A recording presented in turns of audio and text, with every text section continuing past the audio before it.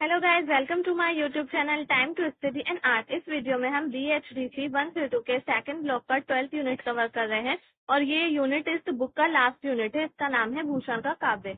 तो इसमें हम भूषण के जीवन परिचय से सबसे पहले स्टार्ट करेंगे। भूषण का जीवन परिचय। उनका जन्म हुआ था 1614 में तिकवामपुर या फिर त्रिविक्रमापुर गाँव, यहाँ पर इनका जन्म हुआ था। इनके पिता का नाम था रत्नाकर और रत्नाकर या फिर रतिनाथ भी कहते थे इनके पिता को, रत्नाकर भी कहते थे। ये चित्रकूट के नरेश जो थे, चित्रकूट के एक नरेश थे जिनके द्वारा इन्हें भूषण की उपाधि दी गई थी और ये रीति काल के कवि थे। और असल जो नाम है इनका, इस पर मतभेद बने हुए हैं, बहुत सारे विद्वानों के बीच मतभेद है कि इनका असल नाम क्या था। तो भूषण इनकी उपाधि है जो इनको चित्रकूट नरेश ने दी थी। इनका नाम नहीं है भूषण, उपाधि है इनको दी गई। फिर उसके बाद जो इनका असल नाम था, वास्तविक नाम, उस पर मतभेद बने हुए विद्वानों जो है वो मतभेद है विद्वानों के बीच। चिंतामणि और मतीराम, ये दो जो कवि हैं, इनको भूषण का इतिहासकार मानते हैं कि वे भूषण के भाई थे दोनों, ऐसा माना जाता है। अब ये इसका कोई साक्ष्य नहीं है, सब पता नहीं है असल में वो भाई थे या नहीं, लेकिन इतिहासकार ऐसा मानते हैं कि वो उनके भाई थे। 6 साल तक शिवाजी के आश्रय में रहे। तो जो भूषण थे वो रीतिकालीन कवि थे और रीतिकाल में जो कवि होते थे वो एक आश्रयदाता, मतलब उनके कोई ना कोई आश्रयदाता होते थे जिनके यहाँ पर वो रहते थे। किसी न किसी के राजा महाराजाओं के दरबार में रहते थे, तो वो उनके जो राजा महाराजा होते थे वो उनके आश्रयदाता होते थे। ये सब मैं आपको इससे पहले पढ़ा चुकी हूँ। रीतिकालीन काव्य की जो बुक है BHDC 131 में भी और BHDC 132 में भी मैं बता चुकी हूँ कि आश्रयदाता होते थे राजा। बहुत सारे कवियों के रीतिकाल में ऐसे ही होते थे। ज्यादातर कवि के आश्रयदाता जो थे वो ये होते थे, शिवाजी महाराज, ऐसे ऐसे जो राजा वगैरह होते थे वो सब होते थे। तो शिवाजी, छत्रपति शिवाजी इनके आश्रयदाता थे और ये 6 साल तक इन्हीं के आश्रय में रहे थे भूषण। शिवाजी की प्रशंसा पर 22 लाख रुपए, 52 हाथी और 52 गांव पुरस्कार। तो शिवाजी की प्रशंसा पर इन्होंने एक काव्य लिखा था भूषण ने, जिसका भी हम आगे बात करेंगे, जिसके बारे में एक बहुत अच्छा काव्य लिखा था उन्होंने। उसमें शिवाजी की प्रशंसा की गई थी, जिसकी वजह से जो भूषण थे उनको 22 लाख रुपए इनाम में दिए गए थे। 22 नहीं है, 52 है।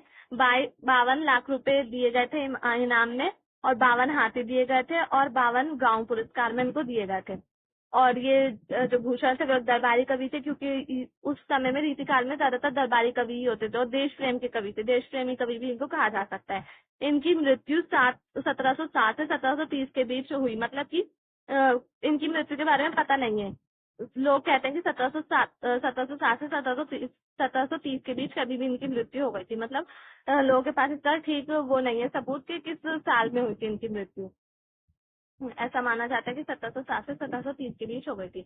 अब इनकी रचनाएं कुछ इंपॉर्टेंट रचनाएं हैं, महत्वपूर्ण रचनाएं। तो परमाणिक रचनाएं जो इनकी, एक रचना है परमाणिक, शिव भूषण और शिवराज भूषण। जो मैंने ऊपर बताया कि 52 लाख रुपए इनाम में दिए गए थे, 52 गांव दिए गए थे और 52 हाथी दिए गए थे। तो वो शिव भूषण जो थी इनकी रचना, इसी पर दिए गए थे इनको। और फिर इनकी जो मौलिक रचना है, मौलिक और स्वतंत्र जो रचना है, ग्रंथ इनका छत्रसाल के दशक और शिवा बावनी इनकी मौलिक ग्रंथ। और इसके अलावा जो उनकी और रचनाएं हैं, प्रमाणिक रचना मतलब जिसका हमें पता है कि उन्होंने ही लिखी है, शिव भूषण और शिवराज भूषण, ये इन्होंने ही लिखी थी भूषण ने। अब मौलिक स्वतंत्र रचनाएं इनकी है और दूसरी जो रचना है वो है भूषण हजारा, भूषण उल्लास, दूषण उल्लास, ये सब इनकी रचनाएं हो गई।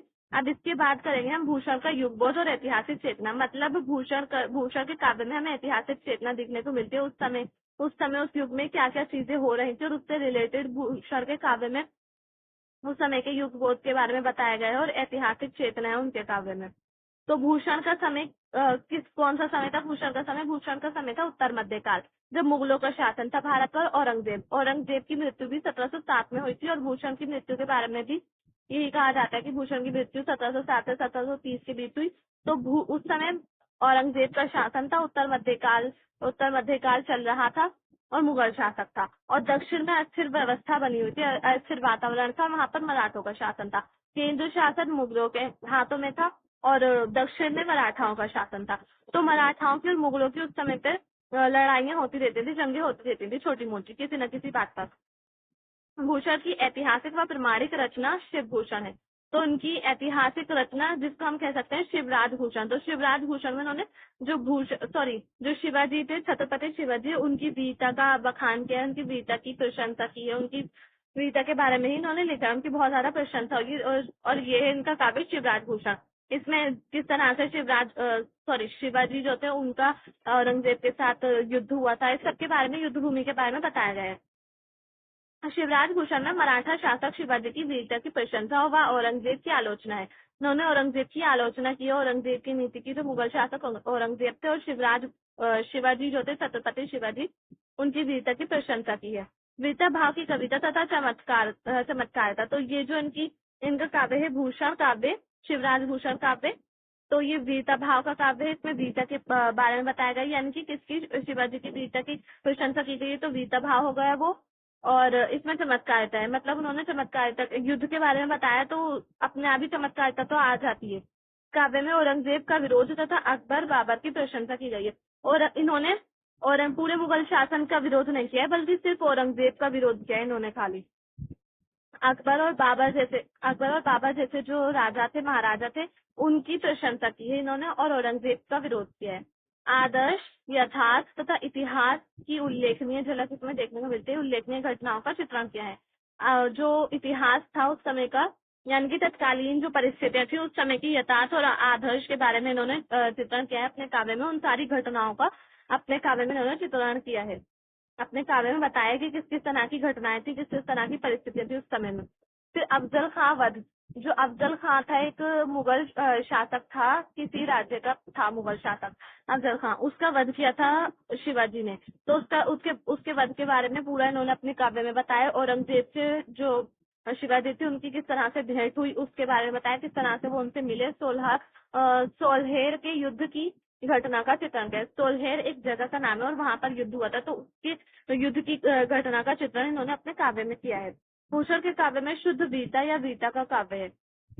इनके काव्य को वीरता का काव्य भी कहा जाता है, क्योंकि इसमें शिवाजी की वीरता के बारे में बात की गई है, शिवाजी की वीरता की प्रशंसा की गई है, तो इसलिए ये वीरता का काव्य होगा। हिंदू जातीय चेतना का भाव। इन्होंने हिंदू जातीय चेतना के भाव इस कविता में देखने को, इनके काव्य में देखने को मिलता है। प्रमुख ऐतिहासिक घटनाओं का चित्रण। तो उस समय की जो जो ऐतिहासिक घटनाएं हुई है, जो जो प्रमुख ऐतिहासिक घटनाएं थी, तत्कालीन घटनाएं थी, उनका चित्रण इनके काव्य में मिलता है। और इस तरह से हमें इतिहास के बारे में पता चलता है इनके काव्य से। एक तरह से एक ऐतिहासिक ग्रंथ हो गया है इनका काव्य। इतिहासकार, कवि तथा वीर कवि। तो इनको कहा जाता है, भूषण को, इतिहासकार कवि, क्योंकि उन्होंने इतिहास के बारे में रचना की है। इतिहास से रिलेटेड जो जो प्रमुख घटनाएं थी उनकी इन्होंने रचना की है, तो इसमें इनको इतिहासकार कवि कहा जाता है और वीर कवि कहा जाता है, क्योंकि इन्होंने वीरता की प्रशंसा की है, शिवाजी की वीरता की। तो उसके बाद हमारा आएगा रीतिकालीन काव्य परिदृश्य और भूषण का वीर काव्य। तो उसमें पहला आएगा रीतिकालीन वीर काव्य परिदृश्य में भूषण। तो रीतिकालीन वीर काव्य परिदृश्य में भूषण कहते हैं कि भूषण के वीर काव्य के नायक शिवाजी हैं, जो अभी हमने पहले ही पढ़ चुके हैं, पहले ही मैं बता चुकी हूँ। भूषण के जो वीर काव्य है, यानी कि शिवराज भूषण, उसके नायक शिवाजी है, छत्रपति शिवाजी। वीर काव्य के नायक क्योंकि यथार्थ पृष्ठभूमि से संबंधित होता है, मतलब उस समय तत्कालीन परिस्थितियों में जो वीर होता है, जो युद्ध लड़ रहा होता है, और तो उसी को ही नायक कहा जाता है, वो उसी से संबंधित होता है। वीर काव्यों के नायक जो होते हैं वो रियल पृष्ठभूमि जो होती है उस समय की, उससे ही संबंधित होते हैं।